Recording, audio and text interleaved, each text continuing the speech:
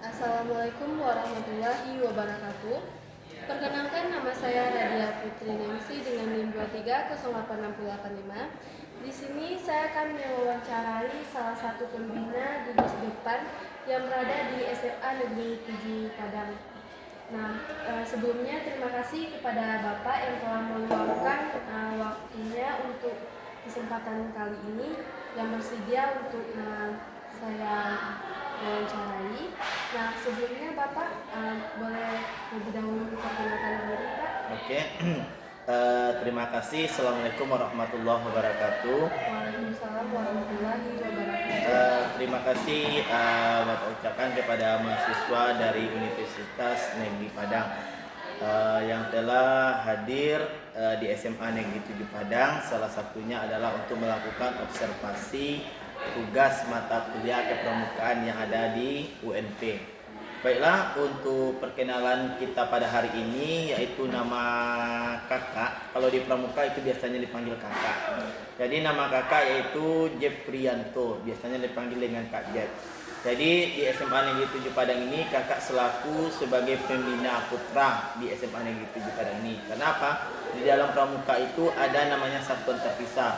Ada namanya satuan putra dan ada namanya pasukan putri. Kalau putrinya ada pula pembinanya yaitu Kak Meci. Jadi kalau di struktur pramuka ini itu di atasnya kepala sekolah. Kalau di ranahnya pramuka, kepala sekolah itu sebagai kamabigusnya. Kalau wakil kesiswaan maka dia sebagai wakamabigusnya. Baru nanti pembina putra, baru pembina putri, baru nanti pradana, baru pradani. Terima kasih. Teman-teman semuanya, saya sudah berhadapan langsung sama Kak Jeff Yanto. Biasanya dipanggil dengan sebutan Kak Jeff. Kak Jeff ini salah satu pembina gugus depan untuk putra. Di sini saya akan mengajukan beberapa pertanyaan, Pak, yang untuk Bapak jawab tentunya. Apakah boleh langsung saya mulai pertanyaannya, Pak? Mengenai profil gugus depan, Pak. Pertanyaan pertama, apakah gugus depan di sekolah ini masih aktif, Pak? Jadi otomatis kita kembali kepada story atau sejarah beberapa tahun yang lalu. Jadi saya atau kakak masuk di SMA Negeri 7 Padang ini tahun 2018. Awal masuk di sini itu bisa dikatakan pangkalan atau gugus depan SMA Negeri 7 Padang ini dikatakan vakum atau mati suri. Kadang aktif, kadang tidak. Salah satu faktornya adalah sedikitnya atau minimnya tenaga guru laki-laki yang ada di SMA Negeri 7 Padang ini. Setelah saya masuk tahun 2018 akhir, tahun 2019 langsung saya ditunjuk oleh kepala sekolah menjadi pembina putra untuk menghidupkan kembali pramuka yang ada di SMA Negeri 7 Padang ini. Jadi sampai sekarang dari tahun 2019 sampai sekarang masih tetap menjadi pembina pramuka di SMA Negeri 7 Padang ini. Berarti cukup lama ya, Kak, Iya. kalau dari 2019 sampai 2026. Iya. Kalau boleh pertanyaan keduanya otomatis sudah kakak jawab tadi mengenai sejak kapan gugus depan ini berjalan. Itu gugus depan ini berjalan sejak tahun 2018, tapi masih vakum ya, Pak? Iya. Sejak Bapak masuk di tahun 2019 itu mulai aktif. Kemudian lanjut pertanyaan selanjutnya, Pak. Berapa jumlah anggota pramuka yang aktif saat ini, Pak? Jadi jumlah anggota pramuka yang aktif tahun ini itu sebanyak 40 orang. Jadi itu terdiri dari 20 putra dan 20 putri dan satu pembina putra dan satu pembina putri. Jadi jumlahnya adalah 42 orang. Berarti 42 itu dibagi ya, Pak? Iya, dibagi karena dia pramuka itu dia satuan terpisah, nggak boleh dia digabung. Iya. Bagaimana struktur organisasi gugus depan di sekolah ini, Pak? Kalau struktur organisasi gugus depan di SMA Negeri 7 Padang ini, kenapa? Masing-masing satuan pendidikan itu baik SMA, SMK, MA itu wajib mempunyai gugus depan. Karena apa? Karena gugus depan itu gugus depan SMA itu termasuk kepada penilaian kinerja kepala sekolah setiap tahunnya, karena termasuk kepada instrumen penilaian PKKS. Sedangkan dari wacana atau dari program dari Bapak Gubernur Sumatera Barat, bahwasanya eskul yang wajib harus ada di SMA itu ada 3. Yang pertama itu ada tahfiz, ada silat tradisional, ada pramuka. Ini yang harus wajib di SMA Negeri 7 Padang itu, atau tidak hanya di SMA Negeri 7 Padang, seluruh siswa, seluruh sekolah yang ada di Sumatera Barat ini. Nah, tuh. Kalau profil, otomatis yang menjabat pertama itu adalah strukturnya adalah kepala sekolah. Kepala sekolah maka dia sebagai Kamabigus, wakil kesiswaan sebagai Wakamabigus, baru nanti pembina putra, pembina putri, baru nanti pradana, baru nanti pradani, baru nanti anggota-anggota di bawahnya. Itu strukturnya.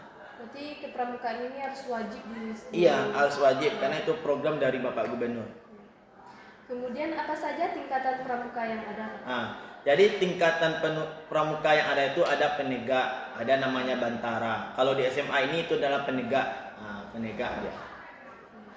Nah, kemudian kita lanjut ke pertanyaan mengenai pelaksanaan kegiatan pramuka, Pak. Seberapa sering kegiatan latihan pramuka dilaksanakan di SMA 7 ini, Pak? Kalau kegiatan pramuka itu dilaksanakan setiap hari Sabtu, setiap minggunya. Jadi setiap minggu hari Sabtu, setiap dalam 1 minggu itu ada 1 kali. Berarti kalau ada 4 kali dalam 1 bulan itu ada 4 minggu, berarti dia 4 kali. Berarti 1 kali dalam seminggu, iya. Pak, itu hari Sabtu. Iya. Kemudian apa saja bentuk kegiatan yang rutin dilakukan, Pak? Kalau kegiatan yang rutin dilaksanakan, otomatis kalau kita berbicara tentang pramuka ini kan sifatnya dia adalah kebanyakan lapangan.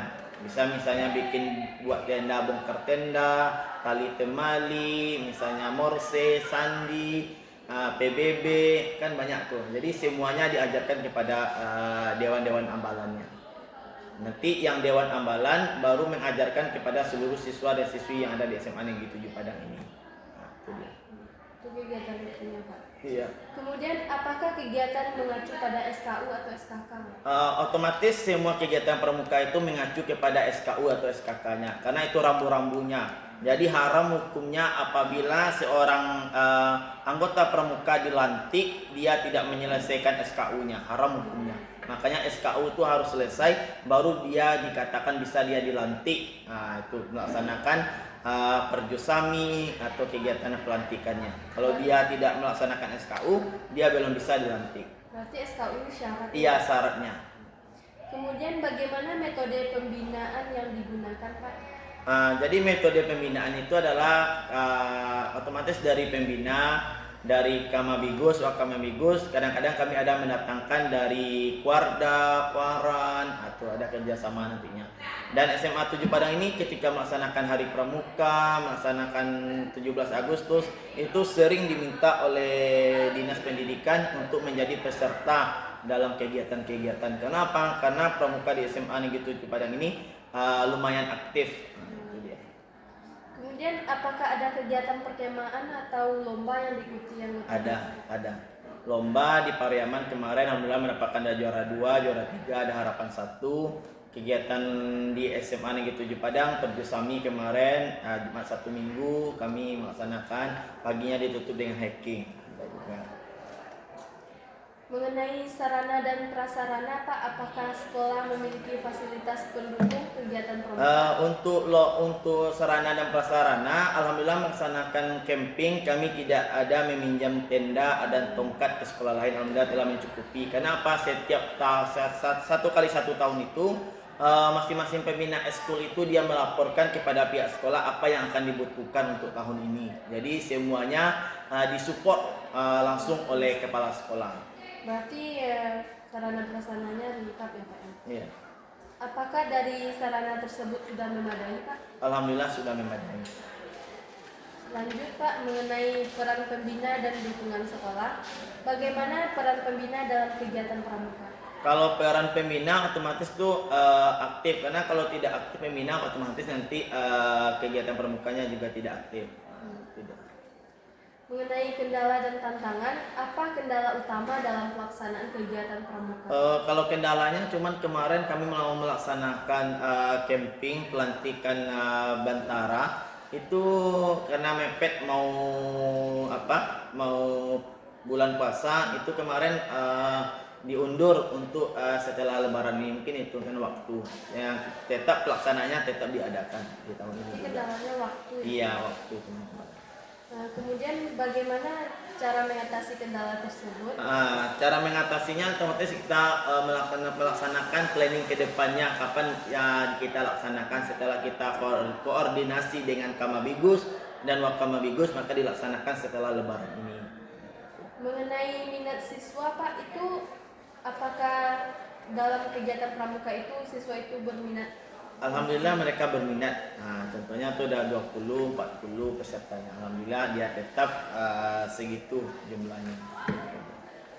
Mengenai dampak dan manfaat Pak, apa manfaat kegiatan pramuka bagi siswa menurut Bapak? Kalau dampak manfaatnya otomatis ada, karena dia mengucapkan dasa dharma pramuka. Ada cinta alam, ada namanya disiplin, bertanggung jawab. Karena anak pramuka itu dia sudah tertanam pada diri itu jiwa disiplinnya, tidak mau datang terlambat. Itu dia. Apakah kegiatan pramuka berpengaruh terhadap karakter siswa? Iya, berpengaruh karena itu contohnya disiplin, dia harus bisa membagi waktu. Itu. Contoh perubahan positif apa yang terlihat pada siswa? Contohnya kan anak-anak tuh kalau anak kelas 10 tuh sebelumnya kan dia direkrut dulu 2 bulan baru dia masuk. Kita lihat dia sering terlambat, sering ini ketika dia masuk pramuka sudah terbiasa disiplin, sudah biasa menghargai teman, sudah bisa dia berbagi. Itu dia. Kemudian mengenai harapan dan pengembangan Pak, ini merupakan pertanyaan terakhir ya Pak ya. Nah, apa harapan terhadap pengembangan kegiatan pramuka ke Ya, depan? harapan kakak kepada adik-adik tetaplah menjadi adik-adik. Jangan patah semangat, tetap selalu komitmen, tetap mematuhi Tri Satya, Tri Dharma Perguruan Tinggi, Dasa Dharma. Itu harus kita taati karena kita adalah menjadi jiwa patriot bangsa. Kita tidak kenal lelah, letih, panas, hujan. Anak pramuka itu tidak kenal istilah itu. Tidak kenal istilah pantang menyerah. Iya, pantang menyerah itu. Nah, mungkin itu saja Pak pertanyaan yang dapat saya ajukan untuk Bapak. Nah, sebelumnya terima kasih banyak Pak telah meluangkan waktunya Pak. Boleh kita tutup ya Pak ya. Oke. Assalamualaikum warahmatullahi wabarakatuh. Waalaikumsalam.